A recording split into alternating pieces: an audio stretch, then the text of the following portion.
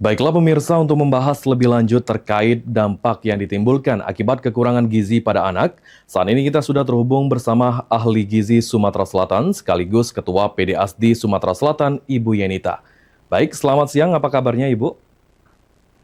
Selamat siang, kabar baik. Baik, Ibu, ini mengawali perbincangan pada siang hari ini. Mungkin bisa dijelaskan dan disampaikan seperti apa, Bu, kebutuhan gizi harian yang harus terpenuhi bagi setiap orangnya. Siap. Untuk kebutuhan gizi harian itu setiap individu pasti berbeda ya, tergantung dari umur ya, kemudian jenis kelamin, kemudian aktivitas. Nah, di mana kebutuhan gizi harian itu harus terpenuhi sesuai dengan yang saya sebutkan tadi, seperti terkandung karbohidrat di dalam makanannya itu berkisar dari 50 sampai 60% dari total energi. Nah, kemudian protein 15 sampai 20% dari total energi. Kemudian lemak dari 25 sampai 30% dari total energi yang harus dipenuhi dalam setiap hari, setiap individu. Nah, kemudian vitamin dan mineral. Nah, itu juga harus terpenuhi setiap hari, setiap individunya. Jadi, kebutuhan harian itu akan berbeda di setiap usia, jenis kelamin, dan aktivitas. Baik, Ibu, ini, Nah, untuk ya baik, boleh dilanjutkan Ibu?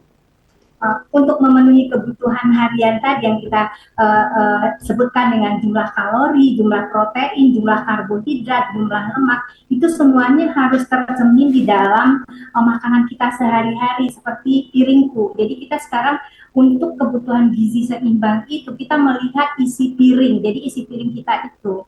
Nah, di mana isi piring yang harus kita penuhi tadi ada 50% dari isi piring itu terdiri dari karbohidrat, kemudian ada unsur protein hewani dan nabati. Nah, untuk karbohidrat tadi itu harus terpenuhi seperti dari nasi, dari ubi, kemudian dari mie ya, atau dari jagung. Itu adalah 2/3-nya, itu harus terpenuhi. Sedangkan protein hewani dan nabati itu harus terpenuhi sepertiganya. Jadi ada lauk hewan itu seperti ayam, ikan, daging, kemudian lauk nabati harus ada tempe atau tahu. Nah, kemudian 50% itu adalah serat. Nah, serat ini adalah berasal dari sayur dan buah, sedangkan 23%-nya itu 2/3-nya adalah sayuran dan sepertiganya adalah dari buah. Nah, itu yang harus kita lihat di dalam piringku itu gizi seimbang. Nah, ini yang harus kita pahami di masyarakat untuk memenuhi kebutuhan harian. Nah, artinya di dalam piring kita itu ada nasi atau ubi, ada lauknya seperti telur atau ikan, kemudian ada sayur dan buah. Nah, itu haruslah ada tahu dan tempe yang semua tiap hari 3 kali makan itu kita harus penuhi secara seimbang. Jadi seimbang itu adalah kebutuhan karbohidrat, protein dan lemak itu harus sesuai dengan kebutuhan kita. Baik, Ibu, ini mengenai dengan banyaknya nutrisi seperti protein, karbohidrat, dan lain-lain, ini bagaimana, Bu, cara menentukan kebutuhan gizi harian berdasarkan usia, jenis kelamin, dan aktivitas fisik? Apakah berbeda ketika anak-anak dan orang dewasa, Bu? Itu bisa dijelaskan, Bu? Oh, berbeda. Jadi berbeda. Jadi di dalam anjuran kebutuhan gizi orang Indonesia itu misalnya pada anak-anak. Ini rata-rata per umur ya Pak ya. Jadi itu berkisar 1.000 sampai 2.000 kalori. Jadi tergantung usia. Jadi kalau anaknya sudah sampai SD SMP itu berkisar di atas 1.800 sampai 2.000 kalori. Nah, sedangkan pada anak remaja itu juga kita sudah perhitungkan pertumbuhannya itu berkisar 1.600 sampai 2.300 kalori per harinya. Kemudian pada orang dewasa bisa juga berbeda dengan remaja tadi 1.600 sampai 2.000-an kalori. Nah, ini kita berdasarkan kalau kita hitung secara individu, kita bisa menggunakan 35 kalori per kilogram berat badan per harinya. Artinya kalau kita menghitung berat badan ideal, maka kita dapat berat badan ideal, maka kita kalikan dengan 35 kalori. Nah, sedangkan protein itu kebutuhan pada orang dewasa itu 0,8 sampai 1 per kilogram berat badan per hari. Jadi kalau kita bisa menghitung berat badan, kita kalikan dengan 1 gram, itu kebutuhan protein. Nah, untuk kebutuhan itu sudah dipertimbangkan kalau pada anak itu 1,5 gram sampai 2 gram per kilogram berat badan, itu sudah perhitungan kita dengan faktor pertumbuhan. Jadi kalau pada orang dewasa itu kita hitung aktivitas. Kan setiap orang dewasa berbeda ya aktivitasnya. Ada yang sendiri, jadi dia tidak aktivitas yang rendah, itu akan berbeda kebutuhannya dengan orang yang punya aktivitas yang lebih tinggi. Jadi kita tambahkan dengan aktivitas itu berat atau ringannya aktivitas. Jadi kalau kita menggunakan aktivitas itu, misalnya kita tambahkan aktivitas 20% mungkin yang dengan sedang, 30% dengan yang ringan, sedang, dan itu kita lihat berat dan ringannya aktivitas itu.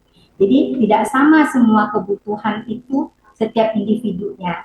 Apalagi kalau ibu hamil, harus ada tambahan karena faktor kehamilan. Jadi setiap trimester itu akan berbeda penambahan kalorinya begitu. Baik, Ibu, ini mengenai menu atau makanan apa saja, Bu, yang harus tersedia setiap harinya agar kebutuhan gizi dapat terpenuhi, Bu. Mungkin boleh dijelaskan lebih detail lagi, Bu. Jadi kalau kita misalnya dalam sehari menu yang harus kita siapkan mungkin di dalam keluarga ya, misalnya pada pagi hari ya, kita harapkan yang namanya di gizi seimbang itu pentingnya sarapan pagi, artinya sarapan pagi itu misalnya dalam bentuk nasi ya, nasi bisa nasi putih, kemudian kita tambahkan misalnya seperti telur semur misalnya, kemudian kita tambahkan sayuran, ditambahkan juga dengan tahu. Jadi artinya itu satu porsi makanan itu sudah mengandung zat gizi untuk dia beraktivitas pada siang hari. Nah, jadi kalau pagi itu wajib nggak ya makan nasi?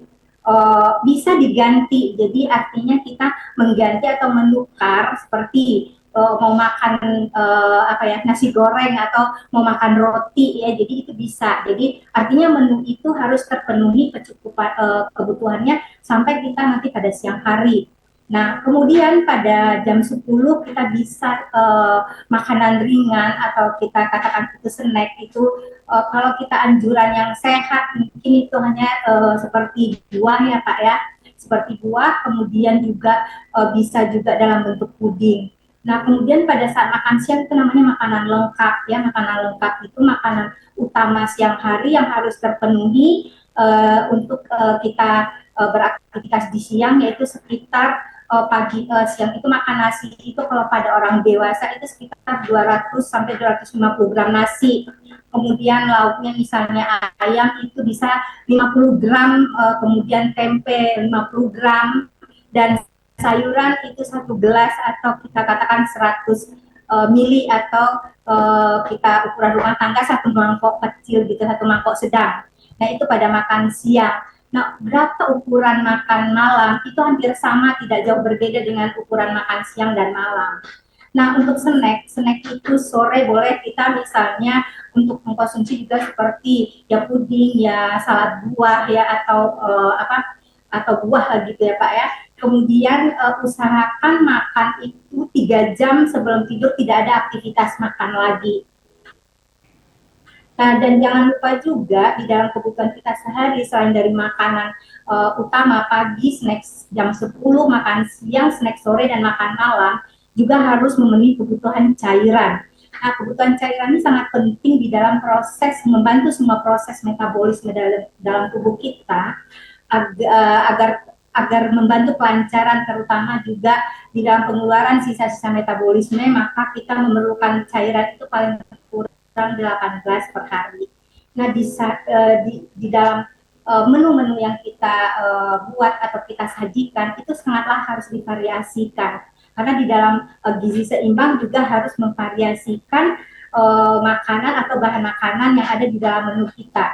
Nah, misalnya kalau misalnya kita sayuran itu kadangkala selalu hanya kesukaannya sehari-hari setiap hari seperti itu.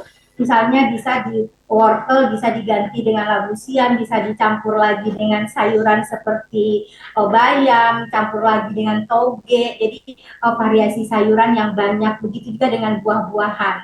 Nah, maka dalam sehari itu yang tadi saya sebutkan isi piringku itu akan terpenuhi menu akan kita sajikan di dalam keluarga, makanan utama 3 kali sehari, kemudian ditambah snack 2 kali, yaitu snack jam 10 sampai jam 4 sore. Nah, apabila itu terpenuhi, saya rasa untuk masyarakat pastinya akan masyarakat sehat akan tercipta ya di Sumatera Selatan.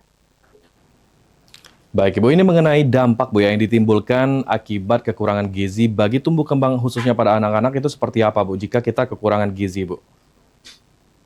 Jadi sebenarnya itu kan menjadi program pemerintah ya Pak ya, karena kenapa? Karena angka stunting yang meningkat di tahun-tahun sebelumnya, maka kalau terjadi kekurangan gizi pada anak itu yang pasti adalah terganggunya tumbuh kembang, yaitu terganggunya pertumbuhan.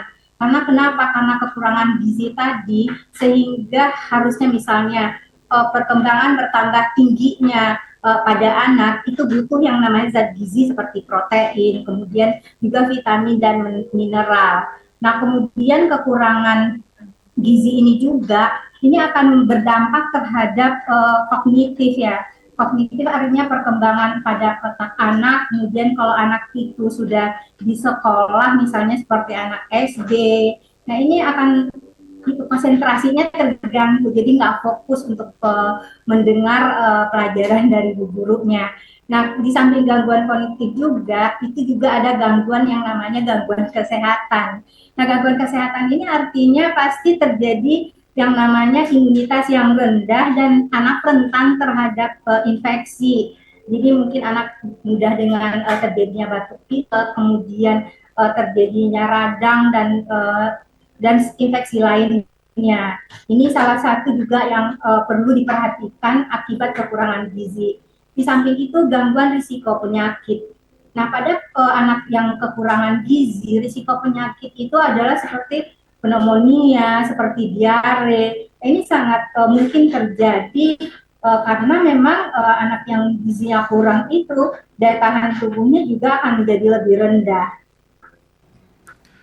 Baik Bu, ini melihat beberapa dampak dari kekurangan gizi, ini apa Bu langkah yang harus dilakukan jika seseorang diduga mengalami kekurangan gizi Bu?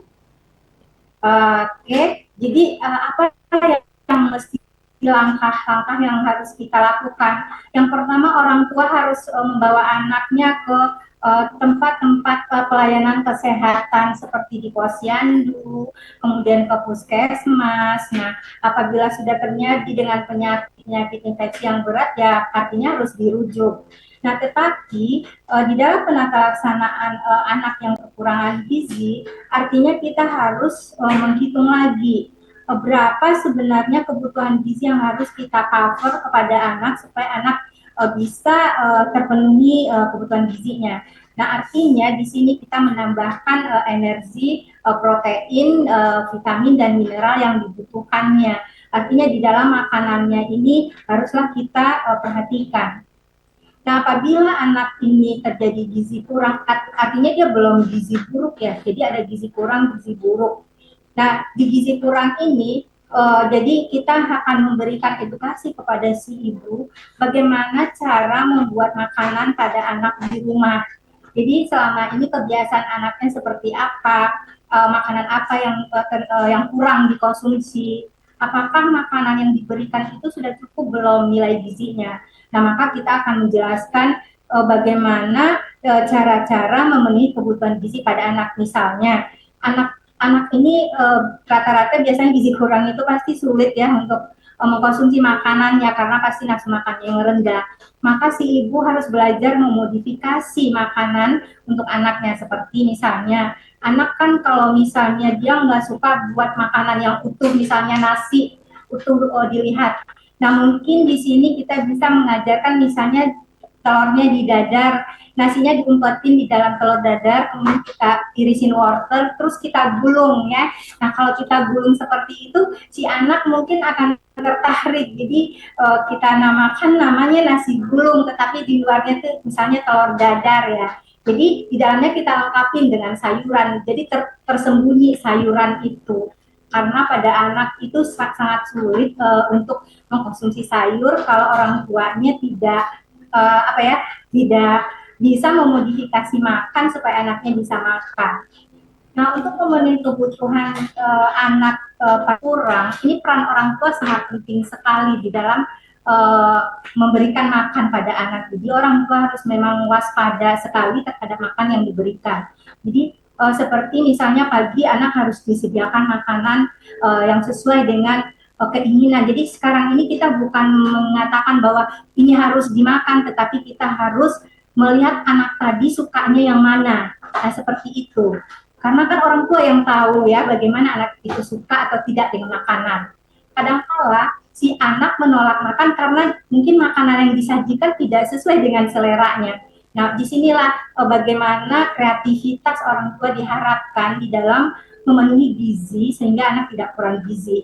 Nah, kemudian juga biasanya kalau sudah terjadi gizi kurang itu perlu juga diperhatikan misalnya penambahan-penambahan suplemen makanan. Jadi mungkin perlu ditambah susu ya, perlu juga ditambahkan dengan protein seperti ikan. Mungkin kalau saya rasa di Sumatera Selatan ini sangat banyak ya ikan, kemudian seperti empek-empek itu sebenarnya untuk anak gizi kurang saya rasa itu sangat baik juga menjadi makanan tambahan ya, sehingga dapat mencapai gizi yang baik.